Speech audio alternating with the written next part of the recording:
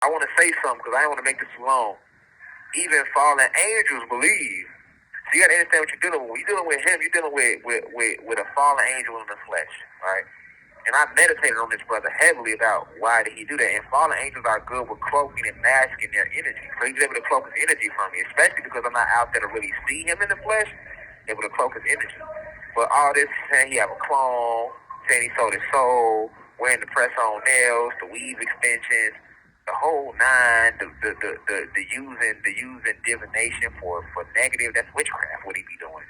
You know what I'm saying?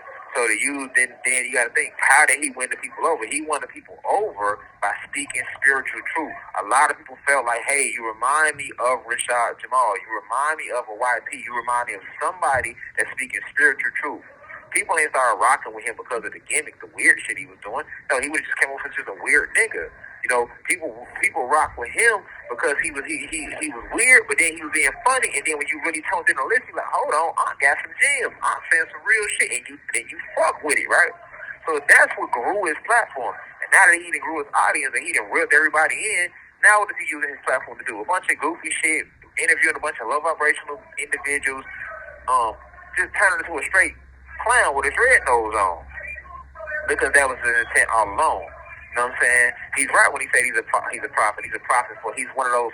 Remember I made that lecture I gave not too long ago about ministers of Satan. That's who he is. And I don't wish nothing bad toward that brother. I don't have no negative energy toward that brother. You feel me? Let him do what he do. I do what I do. But at the end of the day, he revealed who he was on his own. You feel what I'm saying? And I want y'all to understand that just because you hear somebody speaking spiritual facts, esoteric facts, does not mean that they are us. Does not mean that they are vibrating high. Does not mean that they are on the side of righteousness.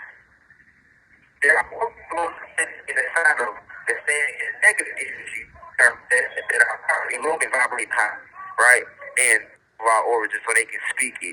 Even Zeus, aka Satan, knows the truth of our origin so he can speak it. Even Lucifer knows the truth of our origin so he can speak it. These evil spirits, and they was good spirits before they was evil spirits. They angels before they became fallen angels, right?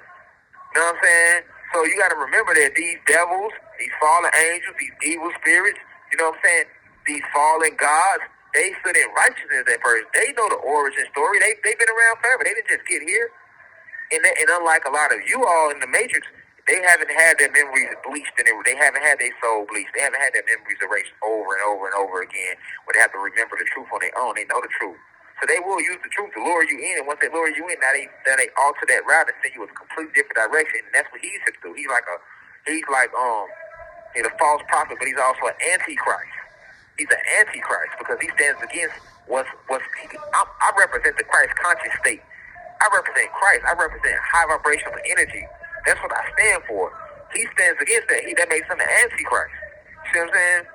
I'm like, hold on, we need to get our land back, our planet back. We need to remove this planet of all the negative energy, of all these low vibrational beings. And that's what's happening in this Aquarius age. The Kundalini energy is rising on this planet. Everything vibrating low will be eradicated.